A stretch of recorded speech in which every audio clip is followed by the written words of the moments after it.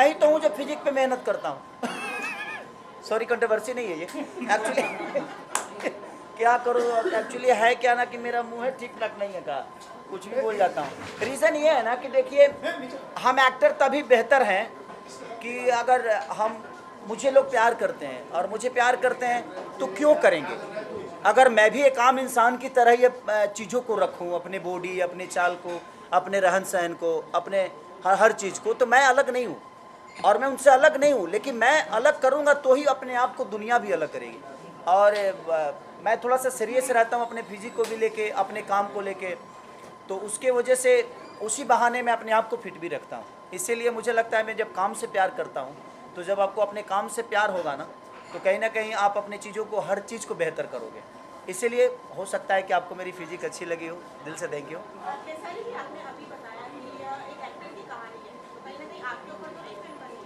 नहीं, मेरे ऊपर नहीं है, एज ए एक्टर।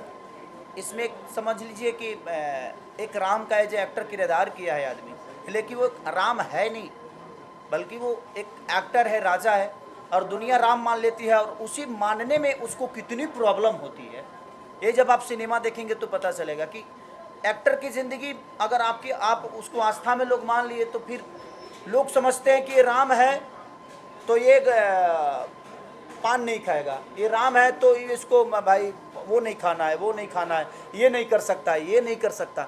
तो उसमें क्या, एज ए इंसान की ज़िंदगी जो होती है ना, वो बड़ी डिस्टर्ब हो जाती है। उसी बेस पे एक कहानी है कि एक एक्टर की ज़िंदगी में क्या क्या नहीं होता है, और जब लोग उससे जुड़ जाते हैं तो जुड़ने के बाद वो उसकी मुसीबत और बढ़ती है।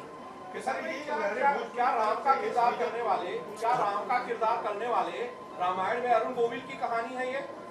आप कह सकते हैं, क्योंकि उनके साथ भी, उनसे ही इंस्पायर होकर ये कहानी बनाई गई है कि उनके भी जीवन में उछल कूद हुआ था जब उन्होंने एक सिगरेट पी ली थी। तो उसी के बेस पे हम लोगों ने इस कहानी को कहीं ना कहीं पिरोया है।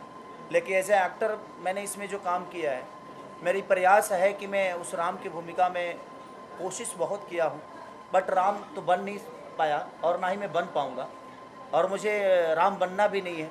मैं एक इंसान के रूप में चाहता हूँ अपने जीवन को चलाऊँ, और इंसान के रूप में ही राम के आचरण को अपने अंदर लेकर अपने जीवन को चलाऊँ, ये मैं हमेशा प्रयास करता हूँ। खेसारी जी, लहरे भोजपुरी की तरफ से सबसे पहले आपको बहुत बहुत मुबारक। टीजर जो है रिलीज होते ही हिट हो गई पूरी पिक्चर, इसमें कोई दो राय नहीं है। मुबारकबाद इसके लिए, आपकी पूरी टीम को। मैं ये जानना चाहता हूँ कि इसमें अलग अलग किरदार शेयर, जैसा कि आपने कहा कि ये आर्टिस्ट के ऊपर डिपेंड पूरा किरदार है, तो किस तरह की तैयारी आपने अलग अलग किरदारों के लिए की, उसके बारे में?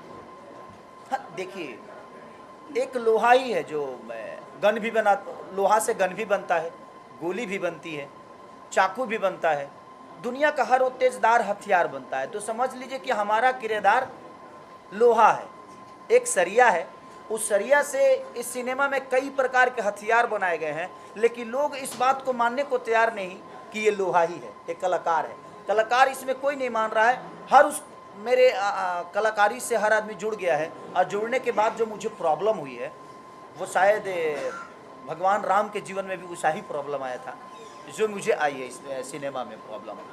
और मुझे मज़ा आया इस सिनेमा को करने के बाद, क्योंकि मुझे लगा जो मेरे जीवन की इससे बड़ा रोल अब मुझे पता नहीं मिल पाएगा कि नहीं मिल पाएगा। ये गाना जो रिलीज किया गया, ये बच्चन साहब का आइकॉनिक सॉन्ग है, और जब ये रिलीज हुआ था तो काफी हिट हुआ था। बच्चन साहब, क्या इस गाने की शूटिंग के लिए आपने कुछ तैयारी की, उनके स्टेप देखे या फिर कुछ और? नहीं, देखिए, बच्चन साहब को कौन देखना नहीं चाहेगा, बट वो बहुत साल, मुझे लगता है कि मेरे जन्म से पहले के ये गाने होंगे, तो मैंने उन चीज़ों को देखा नहीं। बट हम लोगों ने नए तरीके से कोशिश की है। उनको कॉपी करना आसान काम नहीं है कि मैं बच्चन साहब को कॉपी करूं, वो आसान काम नहीं है, बहुत मुश्किल काम है। बट खेसारी क्या है, वो मैं कोशिश किया हूं कि दुनिया को बताऊं कि मैं ये हूं, बच्चन साहब अलग, वो ईश्वर हैं, तो ईश्वर को कॉपी करना बड़ा असंभव बात है। बट हम प्रयास किए हैं कि मैं खेसारी हूँ, तो लोग मुझे खेसारी के रूप में ही देखें। जैसे कि आपने राम का किरदार निभाया, आपने कहा कि अरुण गोविल जी को लोग ऐसे रिलेट करते थे, आपने भी बहुत सारे हिट किरदार निभाए। क्या आपके साथ ऐसा कभी हुआ है कि किरदार के साथ लोग कनेक्ट करने लगे, फैंस वो नाम से बुलाने लगे आपको? अगर उस बारे में ऐसी कोई मेमोरी शेयर करना चाहें। आपको बताना चाहता हूँ कि मेरा ओरिजिनल नाम शत्रुघ्न है, सबको पता होगा। बट लोगों ने ही मेरा नाम खेसारी रखा है। और लोगों के रखने के बाद ये पहला ऐसा मेरे जीवन में ऐसा चीज़ आया, जैसे दिनेश भैया के साथ हुआ निरहुआ। तो बहुत कम ऐसे कलाकार हैं आपके जीवन में, और बहुत कम ऐसे कलाकार हैं कि उनके नाम से नहीं बल्कि लोगों ने जो दिया उसी नाम से दुनिया ने उनको जाना। तो ये मेरे जीवन का तो सबसे बड़ा मेरा नाम ही दुनिया का दिया हुआ है। अब इससे बड़ा मेरे लिए उपहार दुनिया से क्या हो सकती है। और पराग सर, आप निर्माता भी हैं, निर्देशक भी, क्या कारण बना कि आप निर्माता बने? क्या आप भोजपुरी बोलना चाहते हैं और ये राजा राम को लेके आप केसारी जी को बना दें? देखिए, भोजपुरी में एक बड़े कैनवास की बहुत ज़रूरत थी, और एक बड़े कैनवास को हमेशा एक बड़ा हीरो, एक बड़ा सुपरस्टार चाहिए होता है।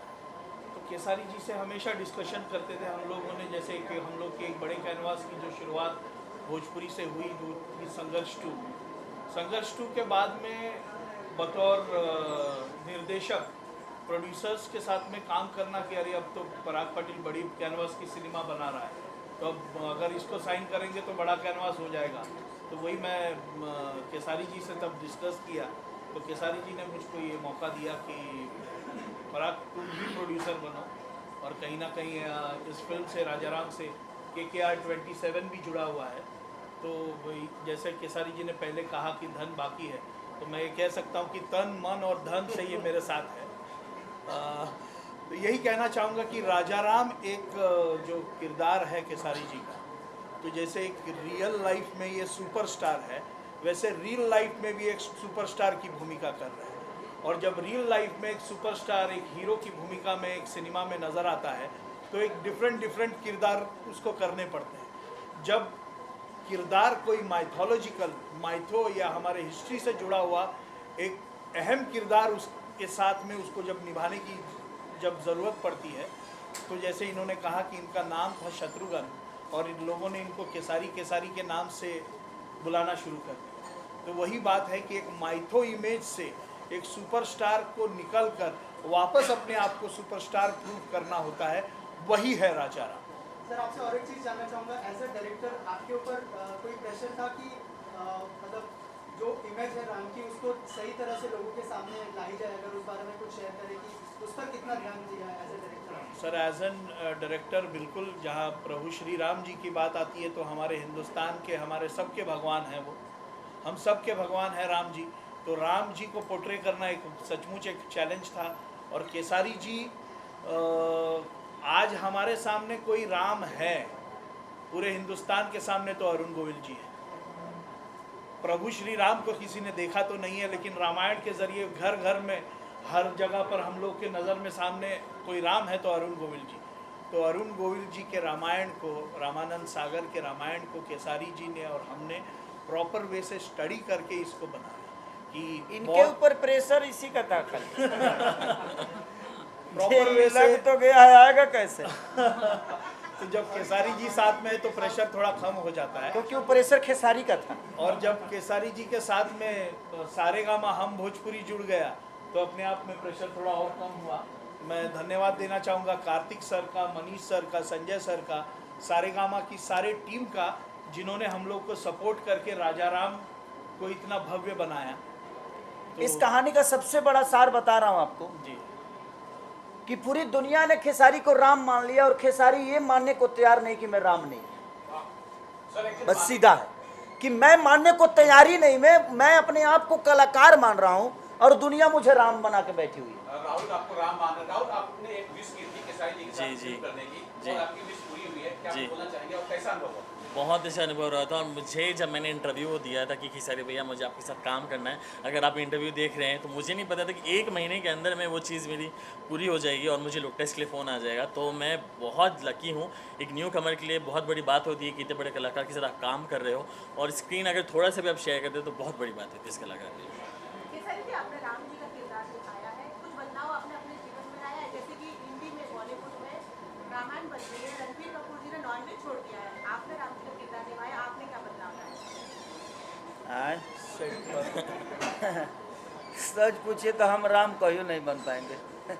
हम राम के विचारधारा को अपने अंदर लेके हमेशा रहे, क्योंकि मैं रामायण महाभारत को गाया भी हूँ, तो ये मुझे पता है कि सम्मान कैसे बड़ों का किया जाता है, आदर कैसे किया जाता है, एक माँ का सम्मान, एक पत्नी का सम्मान, कि राम से बढ़कर प्रेम किसी का हो ही नहीं सकता है, कि एक पत्नी के लिए वो रावण से लड़ जाते हैं, विदाउट सेना, विदाउट चीज़ें, निर्बल को बल दे दिए। राम अयोध्या के लिए कितने ज़रूरी थे ये मायने नहीं रखता है, बट सबरी के लिए बहुत ज़रूरी थे। वो अयोध्या के लिए वो कुछ नहीं थे, बट सबरी के लिए बहुत कुछ थे। तो आपकी अहमियत दुनिया के लिए हो, वो आपका सबसे बड़ा जीत है। और राम की तरह मैं क्या बोला कि राम की तरह जीना बहुत कष्टदायक है एक पारिवारिक ज़िंदगी में। और मैं कोशिश करता हूँ कि जिस तरह राम ने अपने माँ बाप को सम्मान दिया, जिस तरह समाज को सम्मान दिया, जिस तरह अपने पत्नी को सम्मान दिया, वो सारी चीज़ें अपने अंदर उतारने की मैं कोशिश करता हूँ।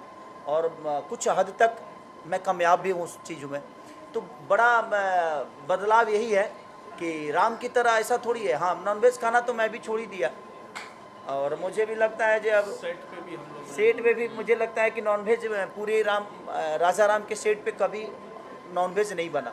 चाहे इसके जब हम गाना शूट हुए तब भी, अच्छा कभी भी पूरे क्रू मेंबर ने नॉनवेज नहीं खाया। और हमने प्रयास की कि हद तक अगर हम आस्था से जुड़ के कोई काम कर रहे हैं तो हमें आस्था की तरह अपने आप को भी बना के रखना पड़ेगा। तो यही विषय था। और अब लोगों को कितना, मैं सीधा ही बताया ना कि दुनिया ने हमें राम मान लिया, लेकिन मैं ये मानने को तैयार नहीं कि मैं राम हूँ। इस कहानी का सबसे बड़ा सार यही है कि एक कलाकार बोल रहा है कि मैं कलाकार हूँ, दुनिया बोल रही नहीं तू राम। अब उसी में गाड़ी फंसती है, उसी में क्या क्या नहीं होता है। इस आदमी को लोगों का कच्छा तक धोना पड़ता है। ऐसी सिचुएशन इस कहानी में आ गई है। तो वही विषय है कि एक कलाकार बोल रहा है कि मैं कलाकार हूँ और दुनिया बोल रही नहीं तू राम है, और उसमें फंसता है। और हमारी ज़िंदगी कितने उछल पुछल होती है, और लास्ट में इसको मानना पड़ता है कि नहीं, उससे बढ़कर किरदार नहीं हो सकता। एक बड़े कैनवास का फॉर्म आ रहा है, क्या कुछ बोलना चाहते हैं? हमारा तो सौभाग्य हम इस फिल्म के साथ एसोसिएटेड हैं। खेसारी जी के साथ हमने तकरीबन 50 गाने किए Khesari ji over the last few years. हमारे सबसे बड़े गाने खेसारी जी की कंट्रीब्यूशन से हुए हैं। कुछ गाने 450 मिलियन 500 मिलियन भी क्रॉस किए। सो जब ये अपॉर्चुनिटी आई पराग जी के थ्रू तो वी वर वेरी एक्साइटेड। तो इस फिल्म में 11 गाने और 11 के 11 सुपर हिट हुआ। ये तो रही बात एल्बम की, लेकिन ये गाना तो बहुत आइकॉनिक गाना है जो उन्होंने गाया, जिस तरह से उन्होंने उसको निभाया। I think it's commendable, it's wonderful. Music के अलावा क्या पराग पाटिल और आपके साथ सर को लेकर कोई फिल्म बनाने की आपको योजना बना रहे हैं या कुछ होगा तो? ये अभी तो पहली फिल्म के साथ हमारी पार्टनरशिप है एसोसिएशन म्यूजिक लेवल के तौर पे। आगे आके और भी करेंगे, 100% करेंगे। आपका साथ तो बिल्कुल करेंगे। सारेगामा से मेरा सवाल है, कार्तिक सर ऐसे ही एक इवेंट में आप लोगों ने कई फिल्में पवन सिंह के साथ अनाउंस की थी, वो फिल्में आपकी बनी नहीं और आपने खेसारी लाल यादव को लेकर पहली फिल्म का पदार्पण किया। वो प्रोजेक्ट आपने बंद कर दिया? नहीं, बंद बिल्कुल नहीं किया। प्रोजेक्ट पे काम चल रहा है, वो प्रोजेक्ट जल्दी आएगा। जो अनाउंस किया था वो गायब हो गया।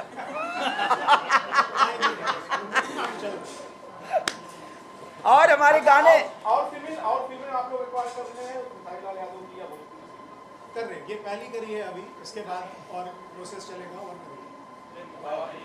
कृष्णा विदर्ती जी, आप बताइए, बहुत सारे आपने म्यूजिक दिए हैं और हिट दिए हैं, इसके लिए कुछ बताइए। इसमें भी जितने गाने हैं सारे गाने हिट हैं।